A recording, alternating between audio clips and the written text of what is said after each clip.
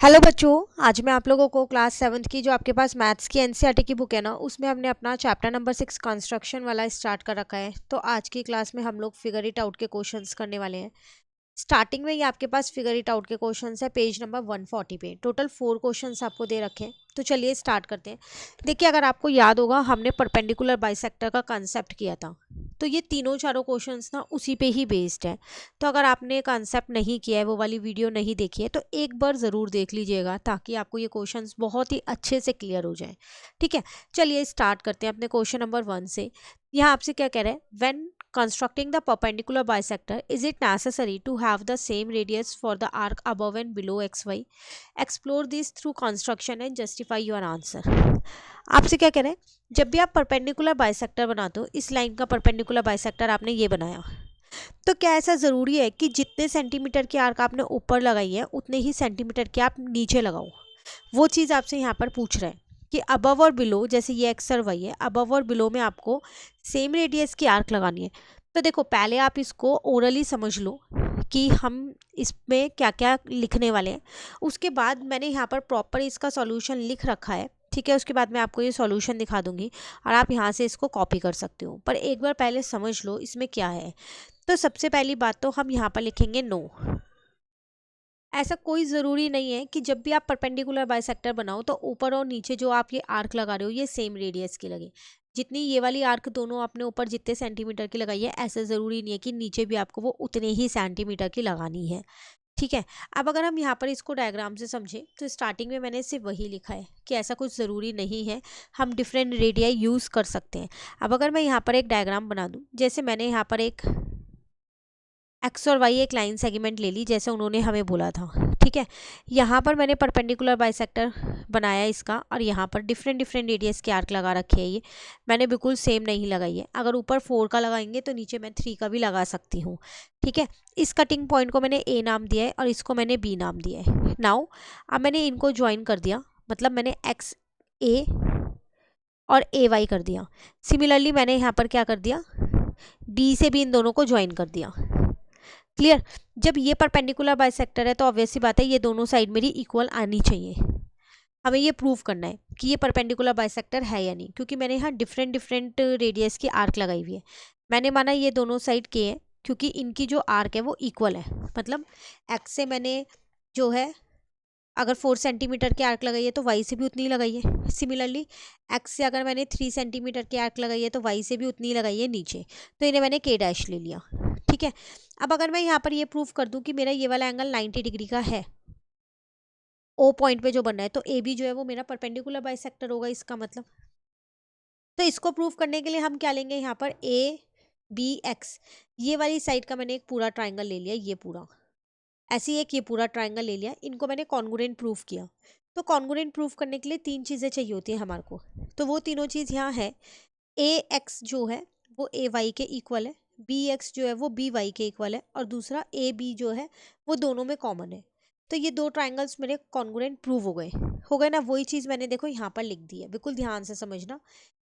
ये कॉन्ग्रुएंट है क्यों, क्योंकि ये 3 कंडीशंस यहाँ पर फुलफिल हो रही है। अब जब ये 2 कॉन्ग्रुएंट प्रूव हो गए तो मैंने क्या किया, इस वाले एंगल को, ये वाला एंगल और ये वाले एंगल को CPCT से इक्वल कर दिया। मतलब एक्स ए ओ को और वाई ए ओ को मैंने CPCT से इक्वल कर दिया, corresponding part of congruent triangle. Clear? ये दोनों इक्वल हो गए अब मेरे यहाँ पर। अब मैंने क्या किया, फिर दोबारा से 2 ट्राइंगल लिए। हर क्वेश्चन में यही कंसेप्ट लगने वाला है कॉन्ग्रुएंसी का, तो बिल्कुल ध्यान से इसको समझिएगा। ठीक है, अब मैंने अपना ट्राइंगल लिया, एक ये वाला छोटे वाला AOX और एक ये वाला, इनको कॉन्ग्रुएंट प्रूफ किया। कर सकती हूँ कॉन्ग्रुएंट प्रूफ। अब मेरे पास 3 चीज़ें चाहिए होती हैं और तीनों हैं। एक तो ये दोनों साइड्स इक्वल हो गई, एक ये दोनों एंगल इक्वल हो गए जो भी मैंने ऊपर प्रूफ किए थे। ठीक है, और एक मेरा AO जो है वो कॉमन आ गया। तो मेरे ये 2 ट्राइंगल्स भी यहाँ पर क्या हो गए, कॉन्ग्रुएंट प्रूव हो गए। ये रहे 3 चीज़ें मैंने यहाँ पर लिख दी। अब जब ये 2 मेरे कॉन्ग्रुएंट प्रूव हो गए तो फिर मैं ये कह सकती हूँ कि जो OX है, ये वाली इतनी साइड और इतनी साइड इक्वल है CPCT से, corresponding part of congruent triangle. Plus मेरे जो ये वाले एंगल है, एंगल 1 और एंगल 2, ये भी मेरे इक्वल है। मतलब AOX और AOY भी इक्वल है, अगेन CPCT की हेल्प से। तो उनको मैंने यहाँ पर इक्वल लिख दिया, ये रहा। अब हमें पता है कि एक स्ट्रेट लाइन पे क्या होता है, हमारे पास 180 डिग्री के एंगल बनते हैं। तो एंगल 1 प्लस एंगल 2 मिला के 180 होगा। तो मैंने यहाँ लिख दिया angle AOX plus angle AOY 180 होगा। पर ये दोनों एंगल्स तो इक्वल है ना, तो मैंने AOY की जगह भी AOX लिख लिया। तो यहाँ 2A AOX आ गया, तो दोनों एंगल्स 90 आ गए।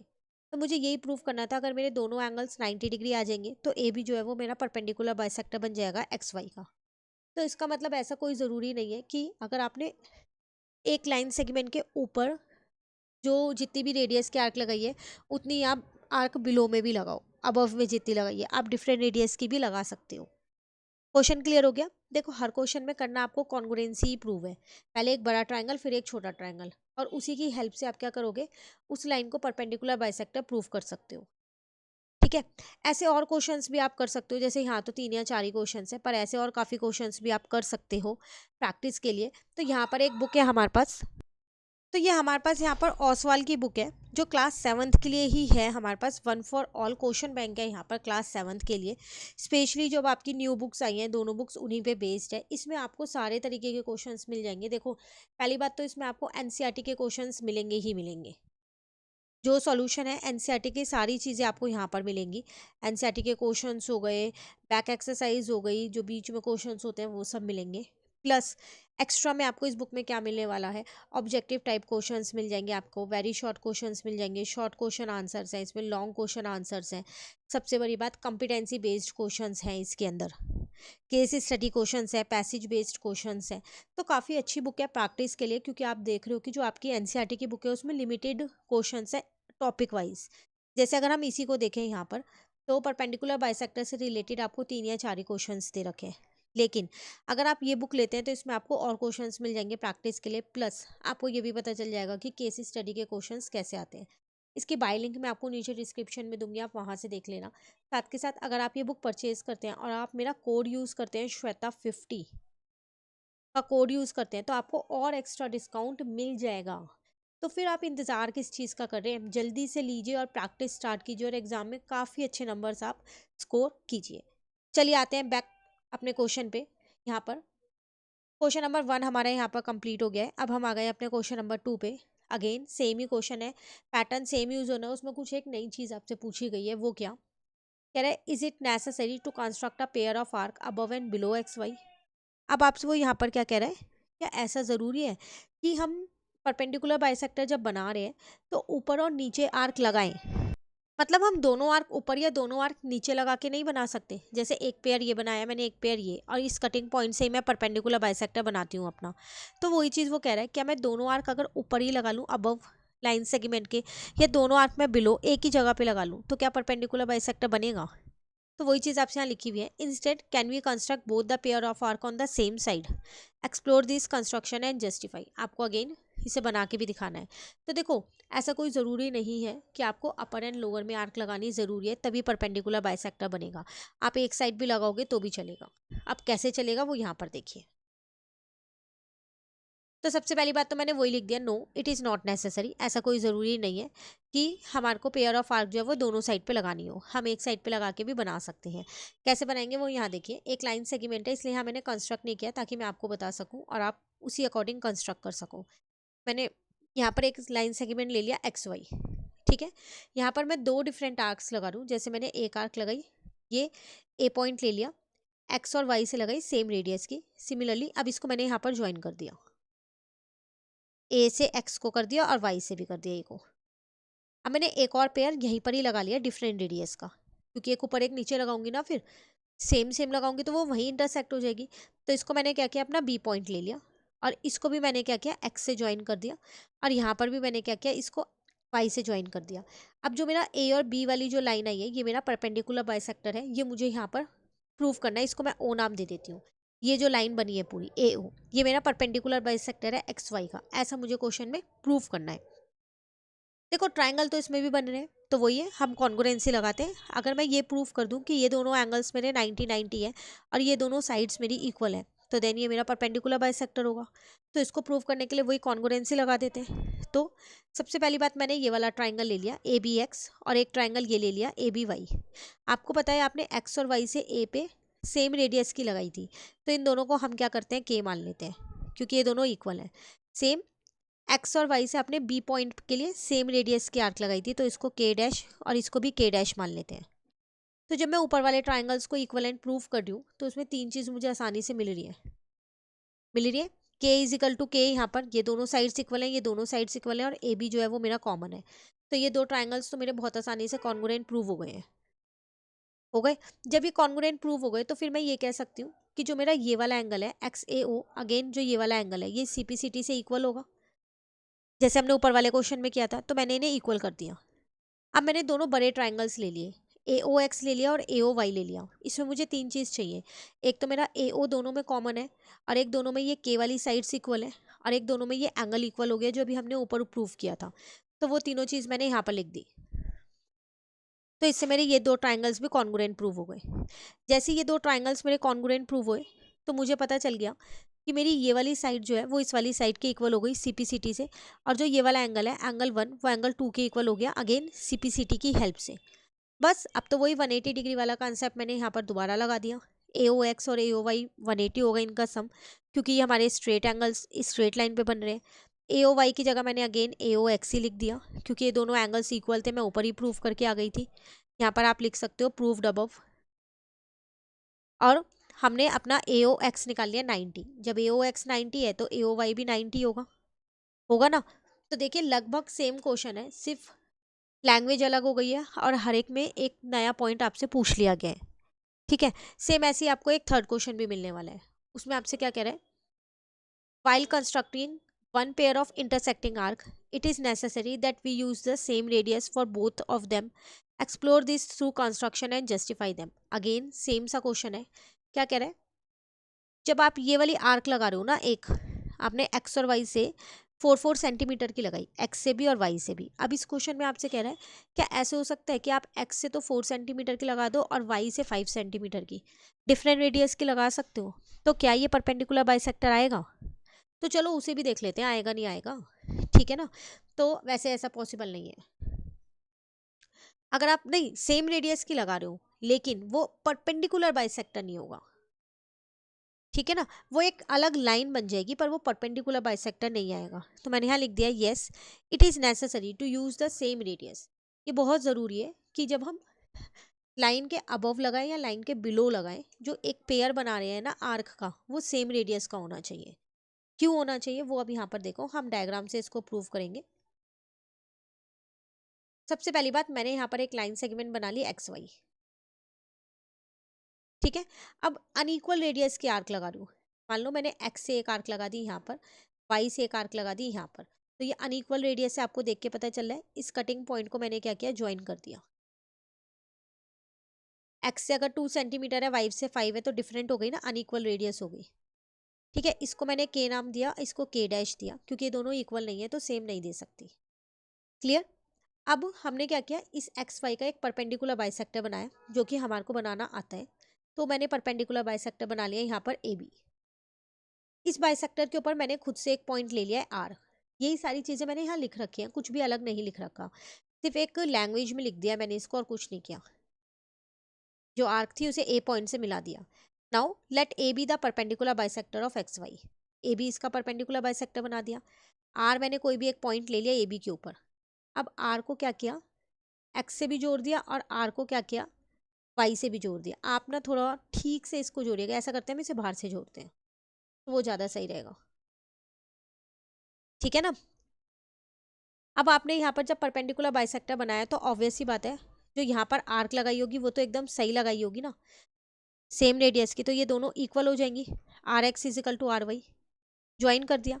अब मैं ये कह सकती हूँ कि जो मेरा ये वाला ट्राइंगल है आर बी एक्स, ये वाला देखो, जो ये वाला ट्राइंगल है अंदर वाला, और जो ये वाला ट्राइंगल है, ये दोनों मेरे कॉन्ग्रुएंट ट्राइंगल हैं।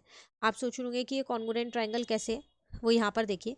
एक तो इनमें ये साइड इक्वल आ रही है, आर बी कॉमन आ रही है, ठीक है, और दूसरा एक आर एक्स जो है वो आर वाई के बराबर आ रहा है, बराबर है। और आर ओ एक्स, अगर मैं यहाँ पर देखूँ ये